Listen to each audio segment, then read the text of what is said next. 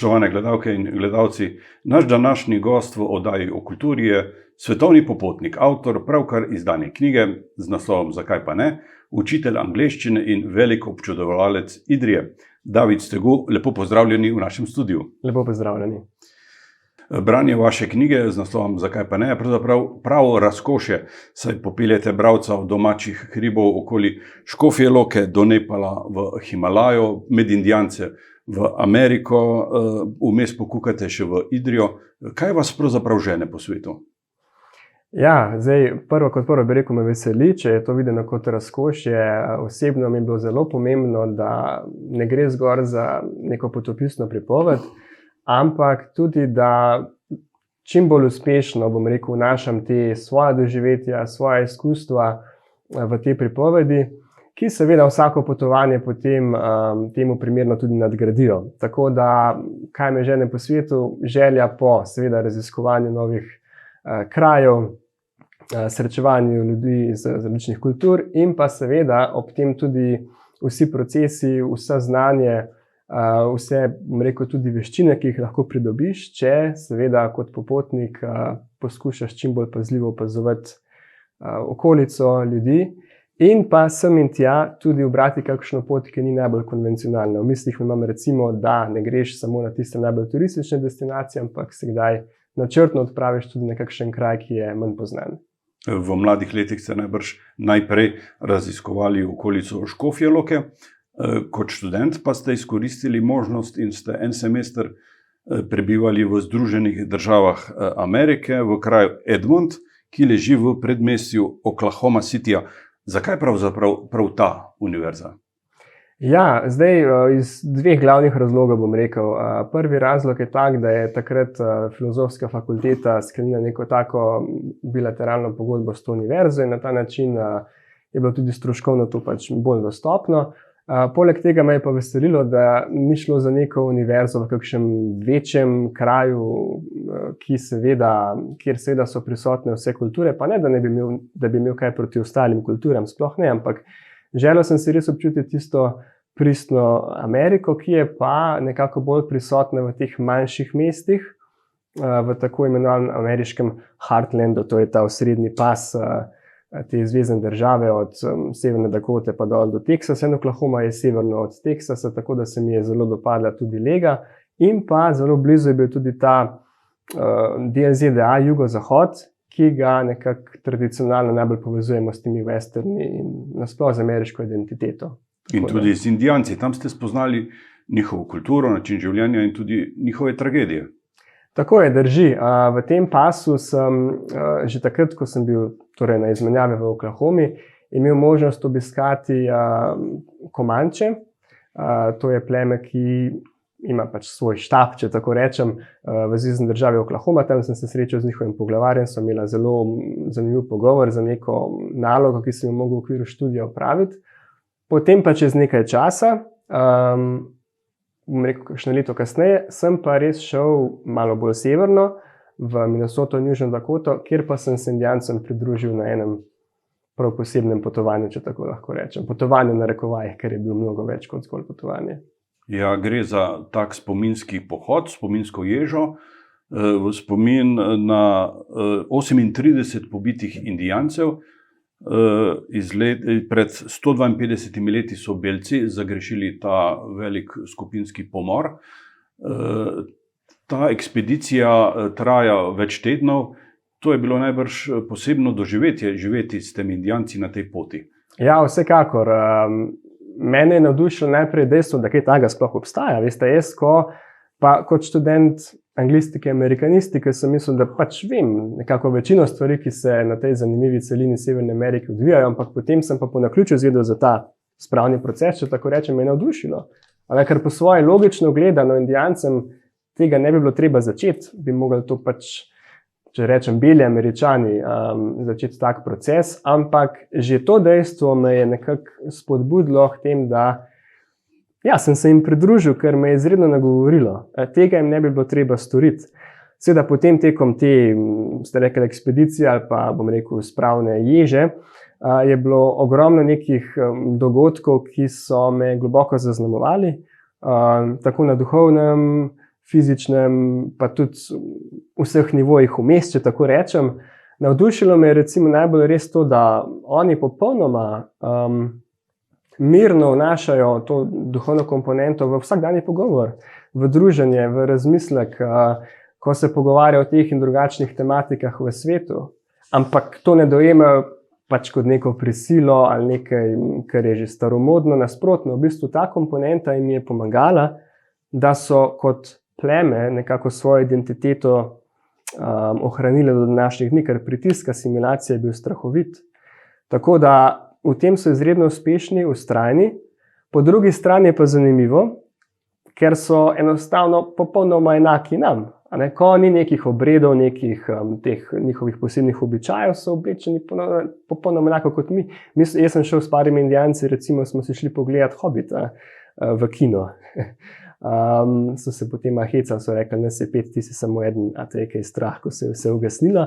Ampak popolnoma, če tako rečem, normalni ljudje, seveda, z to močno komponento duhovno, ki jo negujejo, pestujejo in je velik del njihove identitete. Indijanci so tudi vas spoznali kot zelo zanimiva osebnost. V knjigi tudi pišete, da so vas ob koncu te ekspedicije, da so vam nadeli ime Bojevnik. Ja, to je kar tak, moram priznati, da sem bil vesel tega naziva. To se je konkretno zgodilo po tistem, ko sem del te ježe tudi sam prejahal z njimi. Bilo je to kar močno doživetje, pa zdaj ne bi razkril preveč, da tukaj ne posredujem nek, kot se reče sedaj, kvarnik za knjigo. Bilo je pa tako, po tisti ježi, ko so videli, da sem se jaz potrudil čim bolj, kot sem se le lahko, smo se zvečer zbrali, torej pri večerji, sledil je nagovor enega izmed voditeljev in tam je, bo rekel, to besedo izpostavil. Jaz osebno pri sebi tisti hip sem rekel, saj si nisem zaslužil tega, glede na to, kako sem se jaz v bistvu tam lovil, če tako rečem, v sedlu, ampak potem kasneje, tudi s nekaterimi sem se že potem pogovarjal, pa sem videl, da v bistvu je ta Indijanec zelo zrelo, ta voditelj zelo zrelo to besedo uporabil v smislu, da, torej bojevnik, v smislu, da sem bil v neki situaciji, v nekem okolju, ki mi je bila prej tuja, sem ta izziv sprejel, se z njim soočil in ga potem tudi kar se le da dobro opravil. Tako da ta termin bojevnik je lahko popolnoma na mestu za vsakogar. Ni treba nujno Indijancem, vsak na svojem področju lahko ta izraz pridobi. Pomemben del vašega življenja so tudi gore. Odraščali ste v Škofji Loki, ki je obkrožena z vršaci. Leta 2016 ste se odpravili na 6461 metrov visoko goro Mer Peak v Nepalu. Himalaja vas je zanimala bojda že od malih nog. Ja, seveda, Himalaja kot neko, bom rekel, skrivnostno območje, kjer so vse te najvišje gore, to jaz mislim, da je vsakega na nek način zanima. Zdaj seveda pa vprašanje, koliko intenzivno. Prej, ko ste rekli od malih nog, bi morda dodal samo še to, da aktivneje sem začel gore zahajati relativno pozno, v začetku študentskih let. Zdaj si želim, da bi lahko da bi že prej, tako da spodbuda tudi, bom rekel, mlajšim gledalcem predvsem, če imate možnost že tudi prej, zelo svetujem, da nekako gore probate spoznati, jih vzeti za svoje, ker vas lahko veliko naučijo. No, potem, kar se pa Mera Peaka tiče, je bilo pa tudi zadeva zanimiva, ker je prišla dokaj zgodaj v tem, bom rekel, času, ko sem bolj intenzivno povezan z gorami. Predvsem me je pa zanimala ta, kako se bom na tej višji nadmorski višini torej znašel. To je bila ena velika neznanka in pa še posebej me je vleklo tja, ker je pač Mera Peak na lokaciji, kjer se vidi to glavno himalajsko hrbtenico. Videl se je kar 5-8 tisočakov iz vrha in sem si želel to s svojimi očmi videti. Voditelja odprave sta bila Marija in Andrej Štremfelj. Drži. Prva liga pravzaprav. Ja, seveda. Veste, jaz imam veliko spoštovanja do obeh. Eno je to, kar sta ona dva dosegla čisto v smislu dosežkov odprav. To je, kot ste rekli, pravilno prva liga. Po drugi strani pa tudi to, da, zdaj bom zelo po domače povedal, ampak imata tukaj pošlihtane zadeve, če uporabim ta izraz. In bolj, ko sem se loteval tudi sam pač tega izziva, ki je bil pač neprimerno manjši kot njune glavne ekspedicije, ampak vseeno intenziven, sem videl, da ta psihološka komponenta, če zdaj tako rečem, je res izrednega pomena. Osebno bi rekel še bolj pomembna za funkcioniranje na visoki nadmorski višini. Seveda moraš imeti neko kondicijo, ne moreš zdaj direkt iz kavča pa pač na tako goro, ampak enostavno si tam soočen z določenimi stvarmi, ki te po svoje provocirajo, da greš preko določenih okvirjev, ki si jih navajen v dolini. In če to nekako uspešno storiš, gora ti te izzive postopoma torej daje. Lahko torej se na koncu veseliš uspeha. Ne povem, da ni nujno, da je to vedno vrh, seveda stremiš k temu, ampak že to, če sam v sebi veš, da si naredil vse, kar pač si lahko v določenih okoliščinah, je to velik uspeh. V knjigi opisujete tudi vaše priprave in zelo zanimiva mi je bila, bi rekel, pripoved v tistem delu, ko pišete, da niste hoteli pogledati fotografij teh vršacev, ker ste želeli ta občutek doživeti neposredno prvič, ko boste stali tam. To se vam je uresničilo. Ja, se je in sem zelo hvaležen, da sem se za to odločil. Ko smo se dobili v Škofji Loki na pripravah, je takrat Andrej pokazal na PowerPointu neko to, rečemo, drsnico, kjer je bila slika z vrha Merapika. To je Everest, Makalu, Lhotse. Tako, in pa tudi Cho-Oyu se je videl v ozadju, te 8000-čaki. Jaz sem takrat usmeril pogled ven proti Selški Sori, ki teče mimo Škofjeloške gimnazije, kjer smo se za ta srečanje dobili. In sem se skoraj še sam sebi mehen smejal, kaj takrat počinjam. Ampak ko je šlo pa zares, ko smo bili tam in ko smo prvič videli s svojimi očmi, je bilo doživetje neprimerno bolj globoko. Iz tega naslova lahko spodbudim tudi, bom rekel, vsakogar, da ko gre na določeno turo, na nek vzpon, seveda je že odgovorno, da se seznanimo približno z glavnimi informacijami in vse, ampak ne pa se narediti proti usluge, da pogledamo vse že naprej, vse slike, GPS, odvzame čar, zelo odvzame čar. Če tega ne naredimo, potem je ena taka majhna stvar, ki se nam sploh ne zdi nekaj velikega, kot naprimer vhod v neko Novo Sotesko ali pa nek greben, na katerega dospemo, posebno doživetje. Tako da tukaj sem zelo, kaj bi rekli temu, old school, ampak velikokrat se izkaže, da ta old school pristop je učinkovit in tukaj definitivno je bil in sem bil zato zelo hvaležen. Veliki napori, velike priprave, velika pot, na vrhu pa 10 minut in potem povratek. Ja, tudi o tem v bistvu pišem, ker to je res, spet tukaj ni veliko logike, bomo rekli, pot, priprave, kot ste rekli, potem pa 10-15 minut, malo je temu botroval mraz, pa veter, ki je poskrbel za to, da smo kar hitro obrnili. Nekatere ne so tudi takrat spričo višine bolel želodec, glava in ostale stvari, tako da smo uživali v zidu, potem smo se v razgledu in smo se potem obrnili. In je prišla, torej tista ugotovitev se je izkazala za pravilno, ko je res pot, doživetje, vsi ti procesi so na nek način lahko celo bolj pomembni kot vrh, kot končni dosežek. Pri katerem koli projektu, konec koncev, ker kot sem rekel, ni nujno, da dosežeš vrh, ni nujno, da z nekim projektom zmagaš, to je vedno malo, vsaj do določene mere je to pod vprašajem. Ampak v vsakem primeru pa daš skozi nek proces, se trudiš, s tem veliko pridobiš. In v luči tega se mi zdi to, da so bili na vrhu 10-15 minut, po svoje pomenljivo, ker se je izkazalo, da res pot na bilo katerem področju je bolj pomembna od cilja. Po povratku v dolino ste ostali v Nepalu še 2-3 tedna. Tam ste pa najbrž dobili pravi stik z domačini, z načinom življenja, z njihovo pokrajino. Tako. Načrtno sem rekel, večina ostalih, oziroma vsi ostali, so se potem vrnili v Slovenijo. Mi smo se super razumeli v tisti ekipi, ampak sem rekel, za pristno doživetje Nepala pa bo najbolje, če se jaz odpravim torej sam, zdaj še malo na njihovo podeželje in tam vidim, kako ljudje živijo.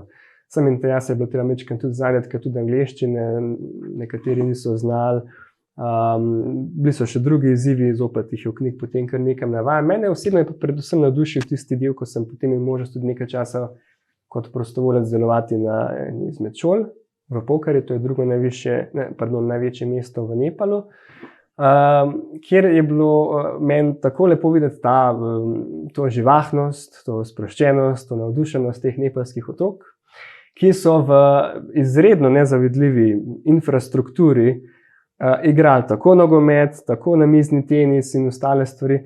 Nogomet recimo so igrali na travniku, ki sploh ni bil pokošen, igrali so zares, kot se gre za neko ligo prvakov, za namizni tenis so postavili na mestno mrež gor neke opeke in so potem pač tako igrali. Skratka, sproščeno in pristno zelo, no? To me je navdušilo pri njih, izredno.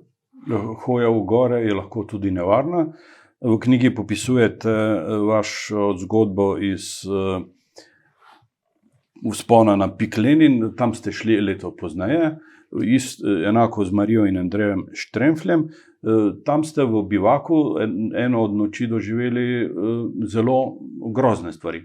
Ja, mečkam bom samo popravil nekaj let kasneje, ne neposredno takoj po Nepalu, ampak ja, bilo je težko, ker so bili kot prvo na višini, tabor Trebinj na 6100 metrih in ujela nas je torej snežna nevihta, kjer pa res začutiš svojo majhnost, če tako rečem, pa tudi nemoč.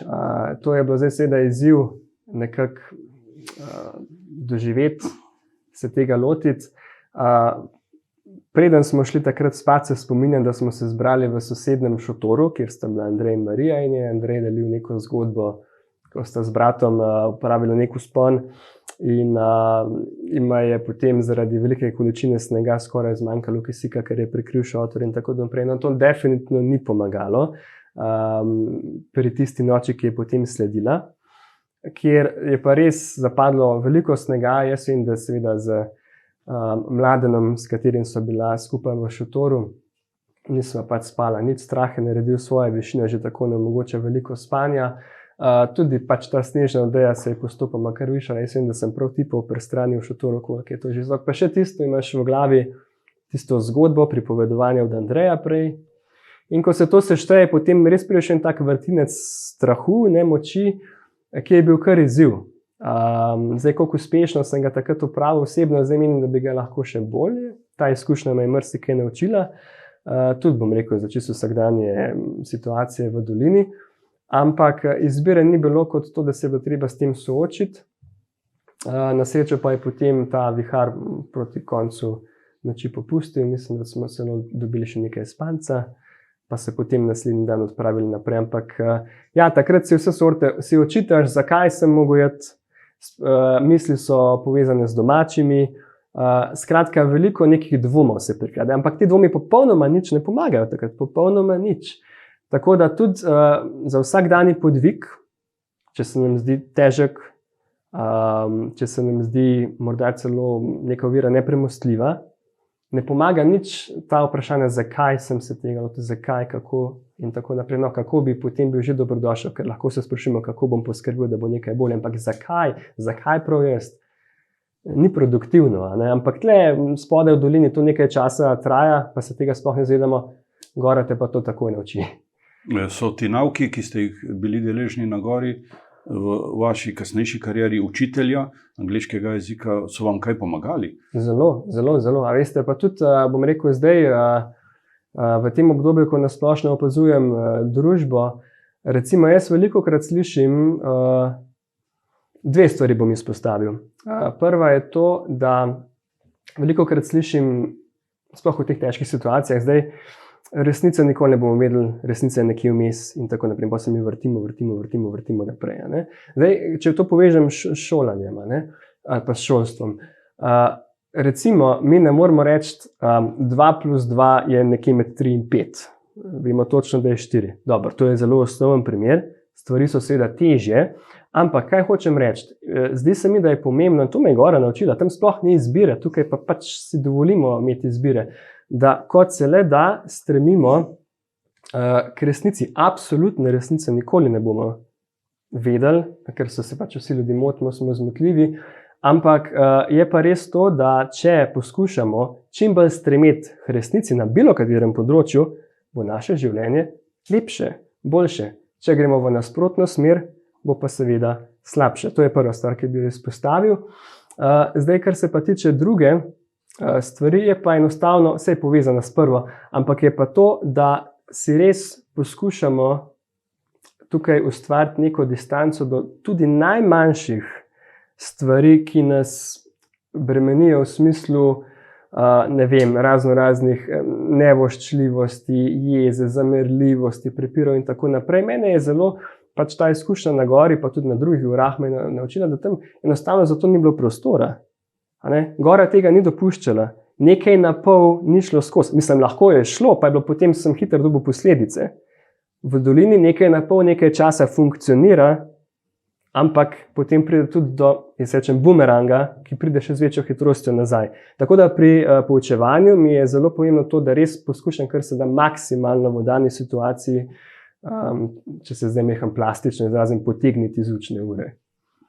V knjigi pišete tudi o tem, da po vašem mnenju naša družba nima najboljšega odnosa do mladine, do otrok, da vzgoja in izobraževanje pomeni vzgojo in izobraževanje in ne obratno. Seveda. Jaz bom rekel, predvsem mladino velikokrat podcenjujemo. Moje izkušnje so pač me spodbudile k temu, da so oni zmožni veliko več, kot si mi predstavljamo. Treba pa vzpostaviti neko zaupanje in prisluhniti. Niti slučajno ne zagovarjam tega, da se kar vse sprejme, kar oni predlagajo. Ne, ampak pustiti, prisluhniti in nekako se jim približati v tem smislu, da se poskusimo čim bolj zavedati pač njihovega sveta. In čisto enostavno, bom rekel, nekako fair pomisliti, kako smo tudi mi v nekaterih letih delovali, kaj je bilo za nas takrat pomembno, na kakšen način smo se zaradi tega odzivali. In če nam pač to uspe, jaz mislim, da lahko vzpostavimo neprimerno boljši odnos. Enako potem tudi velja do starejših ljudi, kjer pač, če si pač mlajši, moraš z nekim drugim spoštovanjem pristopiti, ampak stvari so med seboj zelo povezane.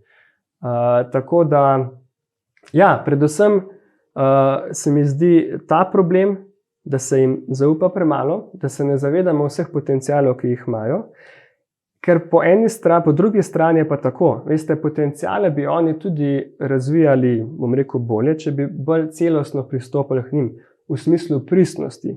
Če mi dovolite, bi jaz tukaj samo dodal še nekatere tendence, torej v šolstvu, ki se slišijo na prvo žogo zelo fino, moderno. V mislih imam ta tako imenovani digitalni prehod. Jaz nimam nič proti tehniki, vse dokler tehniko imamo pač pod nadzorom. Dajmo si priznati tudi odrasli, kdaj tukaj pač pademo. In nas tehnologija nekako ne pusti, da bi se odklopili od ene naprave ali pa od enega socialnega omrežja, pa nas kar vleče tja noter, če nismo res strogi do sebe. Še toliko težje je to potem do pač mladim, ki pa res v bistvu so nekako zrasli v tem svetu, digitalnem, in absolutno so znanja potrebna. Ampak, če greste pa malo brati določene dokumente, čisto črno na belem napisano, je pa mene v bistvu skrbi, kam gremo. Ker se mi zdi, da pristnosti digitalni svet ne more niti slučajno prikazati ali pa ponuditi na enak način kot pa narava. Veste, vse je v redu v programi, veliko znanja je tukaj noter vpetega, ampak to znanje je nekdo, nek človek, ki se pač tudi v nekem momentu lahko zmoti, napisal, bom rekel, vkalupil v neke algoritme in to po nekih tirnicah potem funkcionira. Zunaj, v naravi, tle imate prekrasne griče, gozdove, vse okrog vas, je pa ta pestrost in pristnost še neprimerno večja. En list ni enak drugemu, recimo. Je pa res, da je toliko bolj nepredvidljivo okolje. Ampak dajmo se iskreno vprašati, tudi življenje je zelo nepredvidljivo. Torej, pretirana usmeritev v digitalnost, jaz mislim, da lahko povzroči še kar veliko škodo po eni strani, po drugi strani pa potenciale mladih, tiste pristne, torej žal potlači ali pa jih zreducira na neko žalostno ponavljanje, predvidljivo. Ki pa ni produktivno. Ja. Pred 5 leti ste nastopili službo učitelja angleščine na idrijski osnovni šoli in v knjigi pišete tudi vaše opažanje, da ste videli, da v tem kraju še vedno živi spoštovanje in umika. Točno tako, pa še kaj drugega. Ampak to absolutno, Veste, jaz sem tudi krajše obdobje učil po kakšnih drugih krajih v Sloveniji in zato mi je tudi se čutim nekako dolžnega, da to poudarim, veste. V knjigi tudi obrazložim, zakaj menim, da je pač do tega prišlo, da je tukaj določene vrednote, da še vedno so na višjem nivoju. Ampak tega se mi zdi, da se prebivalci Idrije premalo zavedate, kar je po eni stvari razumljivo, ker pač živite v tem kraju in ponavadi, če nekje živiš, so ti stvari pač samoumevne. Jaz pa res v bistvu skozi vse te projekte, ki smo se jih lotevali, sem doživel toliko ene srčnosti, dobro spoštovanje umikati, absolutno, ne, in to pač lahko čisto na ravni pozdrava, odnosa že vzpostavimo, ampak potem na področju projektov srčnost, ustvarjalnost, spodbuda, zavzetost, tudi pogum, to so izredno močne vrline, za katere se jaz iskreno želim, da bi tudi v drugih krajih bile na višjem nivoju. In zato moja spodbuda vsem idrijskim šolarjem in pa pač vsakemu konec koncev, da ko gremo ven iz Idrije, zdaj če vzamem ta primer, vse to dobro nesemo s seboj in ko pridemo na drug kraj, da to dobro tam damo drugim, da si upamo dati drugim in da ne dovolimo, da pač to dobro nekaj drugega nadomesti, ki je pa pač slabo. To je en tak velik izziv, ampak mislim, da ima ogromen potenciala in zato je mene vedno veselilo in tudi še vedno bom ponavljal naprej, da so pač tukaj idrijski šolarji absolutno lahko zgled za vsakogar, tudi za starejše. Tudi v odnosu, ki ga imajo do narečja. A so narečja bogatstvo naših pokrajin ali smet? Seveda so bogatstvo.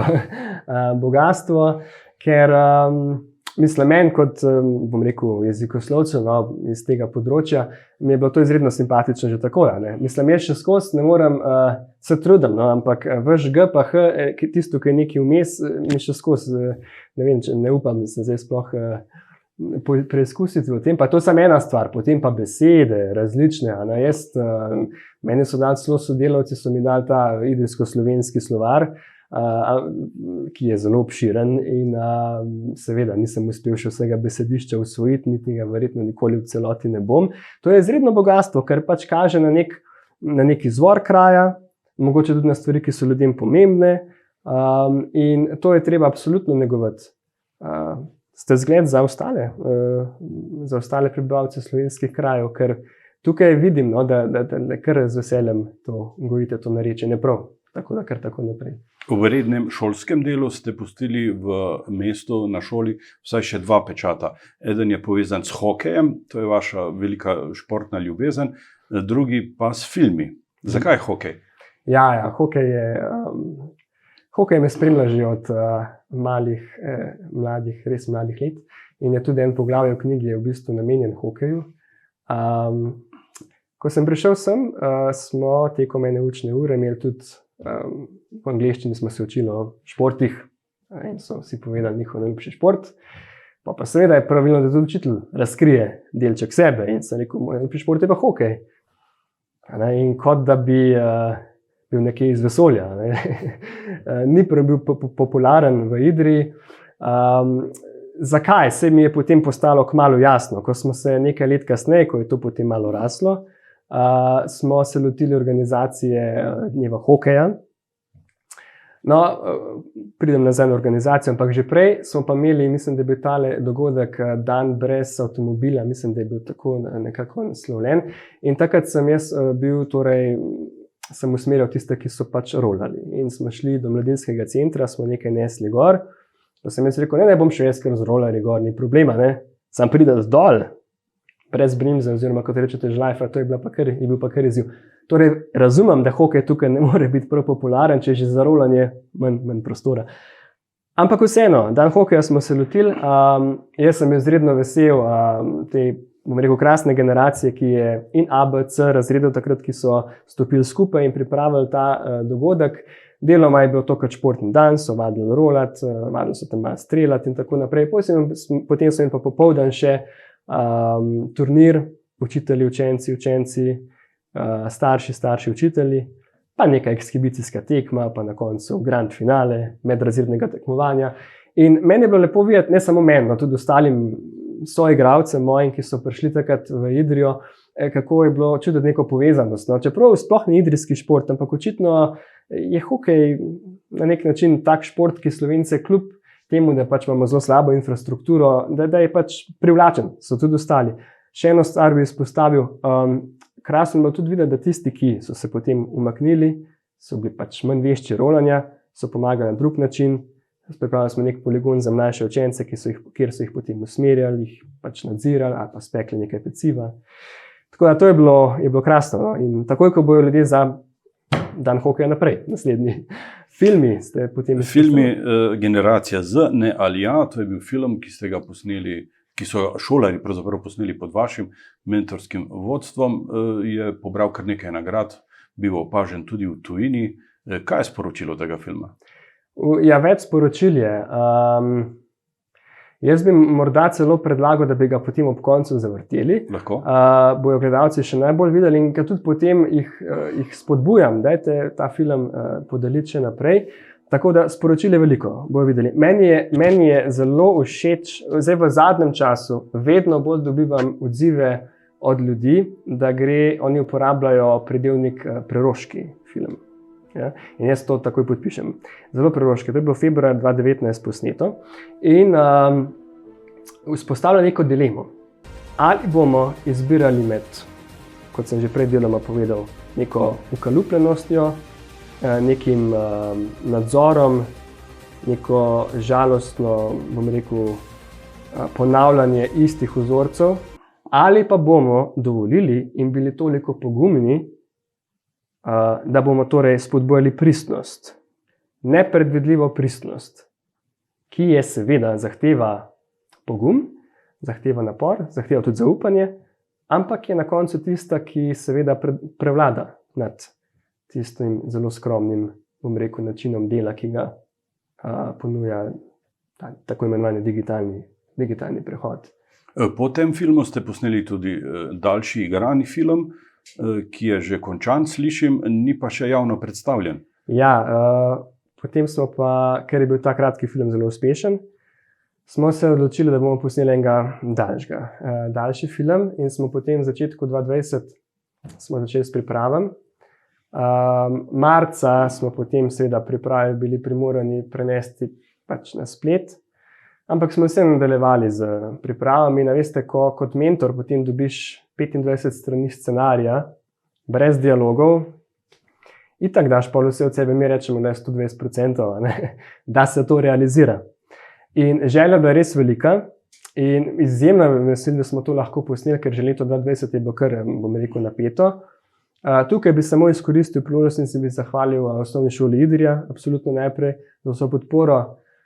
Potem pa tudi, moram res reči, vsem staršem, ki so nam takrat bom rekel, šli naproti s pomočjo bodisi logistično, ali pa tudi samo, bom rekel, podporo, ki je meni in verjamem tudi ostalim pomenila ogromno. Takrat so bile že majhne napete razmere, ampak dejstvo, da sem jaz to zaupanje z njihove strani čutil, je bilo ena ogromna motivacija, da smo probali res čim bolje to narediti. Pa da ne naštevam vseh ostalih, ki so tudi pomagali. Policisti, gasilci, res izjemno lepo je bilo sodelovati z vsem. Tako da, kot ste rekli, ja, film je končan, ampak čakamo še na primeren trenutek. In me veseli, da tudi v bistvu ta ekipa, mi smo imeli v ekipi igralce, scenaristke in pa snemalce, oni so zdaj že v srednji šoli, razumejo marsikaj v tem času. In veste, mi smo snemali film o teh pristnih, normalnih stvarih, prijateljstvo, znanje, šola, narava, tudi Idrija kot pač domači kraj. In potem je to še toliko večja obveza, da ga na nek tak način, ki bo sproščen, kjer se pač ne bomo bali enega drugega, takrat pokažemo. Ker vedeti moramo nekaj, vsebinsko torej absolutno sodi v neko normalnost, v neko pristnost, za katero sem vesel, da jo bo zagotovo lahko spodbudil. Po drugi strani pa tudi z ozirom na ves trud, ki je bil potem vložen v snemanje filma. Mi smo snemali približno 3 tedne. Vmes je šlo marsikaj narobe, Jaz kot mentor sem kdaj res seveda napravil tudi kakšno neumnost in potem se mi ni bilo daleč od tega, da bi mi bilo vseeno za to, pa so potem oni poskrbeli, da smo nekako šli čez neko oviro ali pa obratno. Jaz imam velik spoštovanje do njih, ker pri teh letih toliko časa biti pred kamero in biti sposoben tudi čez kakšne spodrsljaje iti nadaljevati s projektom, to je pač izjemno. Mislim, da za odrasle je tudi neke vrste bi lahko bila velika motivacija. Tako da, ko smo po 3 tednih zaključili z snemanjem, je bil potem čas za montažo. Žal je zmanjkalo časa, šolsko leto se je končalo, tako da sem jaz to prevzel, ampak je to potem zopet več mesecev potekalo, veliko truda vloženega. In torej vsebinsko in pač trud sta glavna razloga, da bomo počakali, da bo film na svoj način, na dostojanstven način lahko prikazan širšemu občinstvu. Se vsi veselimo tega trenutka, ko bomo film lahko pogledali. S tem šolskim letom niste več učitelj na osnovni šoli. S čim se ukvarjate? Ja, jaz v bistvu imam že nekaj časa svojo, torej manjšo zasebno jezikovno šolo, ki sem jo pač v prejšnjih letih, ko sem bil zraven tudi v javni šoli, v manjšem obsegu, sem se posvečal, ne da se pač v večjem obsegu posvečam tej šoli. Poskušam tudi, če se le da, pomagati na kakšen način v teh težkih časih, ker kot učitelj se zavedam enih stvari, ki so nas seveda pripeljale v to spiralo, v kateri se zdaj nahajamo. Jaz bom rekel, marsikaj je obrnjeno na glavo. Mi smo v luči vsega, kar sem tudi prej povedal. Tam, kjer ne bi bil razum, so prevladala čustva. Ampak čustva strahu, jeze, vsa ta čustva prav, da obstajajo, ampak druga stvar je pa, ko so ta čustva zlorabljena. Tam, kjer pa ne bi bil pač neka čustva, kjer bi neka človeškost mogla priti do izraza, tudi pogum, pa je prevlagal tako imenovani razum. Dajem tako imenovani razum, ker vidimo, do kam nas je to zdaj vse pripeljalo. Ena izmed stvari v knjigi, če smem še to dodati, je tudi v bistvu poudarek tej duhovni komponenti. Celostno. Ker v situaciji, kot smo zdaj, saj ne samo pri nas, ampak v Evropi nasplošno je ta komponenta zelo zreducirana, zelo sramežljivo utripa. Zelo je močna, številke so močne, nič narobe z njimi. Ampak zdaj vidimo, da logika je že zdavnaj na nek način odpovedala. In jaz mislim, da tukaj dve stvari, se pravi, najdeti to duhovno komponento, neko moč, povezano z naravo, na kakršenkoli način, in pa zavedanje, da vsak posameznik je izredno lahko veliko doprinese družbi, je edinstven. Dajmo se utresti malo te slovenske miselnosti, recimo, če bi jaz rekel zase, ne vem, sem samo učitelj angleščine, vi bi rekli, sem samo novinar, niti slučajno. Noben ne ve, do kam lahko torej nek vpliv seže.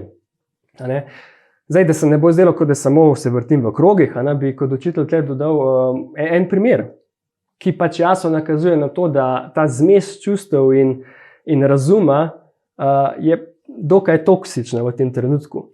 Zato jaz spoštujem vse, za vse je težko, ampak dokler se ne bo tudi tukaj na neki ravni razum zopet kristaliziral, nam bo težko in se bomo vrteli še naprej.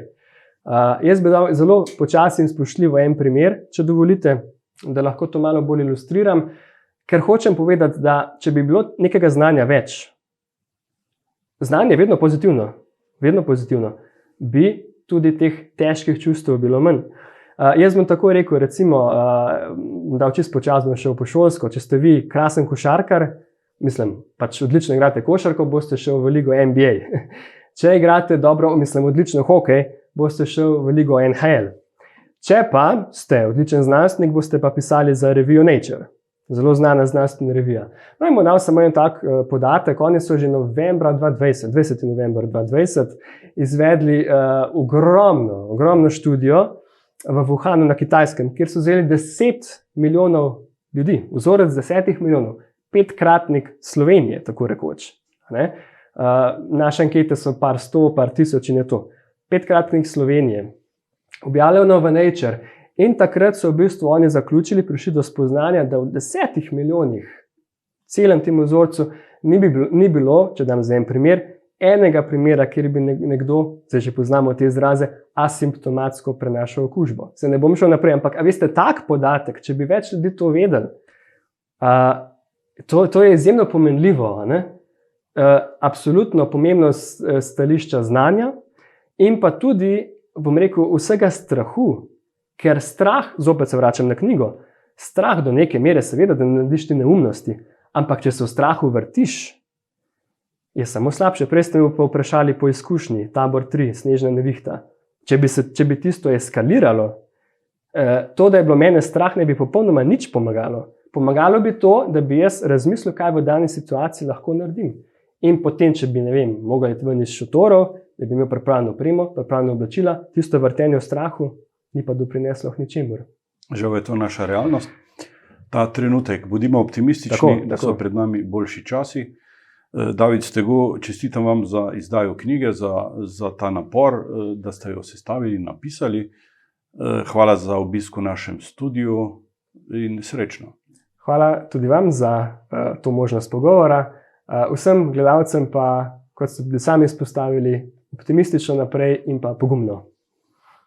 Spoštovani gledalci, hvala za pozornost pri ogledu tega dela najinega pogovora. Sedaj pa predlagam, da si skupaj pogledamo še mladinski film, ki so ga posneli idrijski šolarji pod mentorskim vodstvom mojega današnjega gosta, Davida Steguja. Srečno!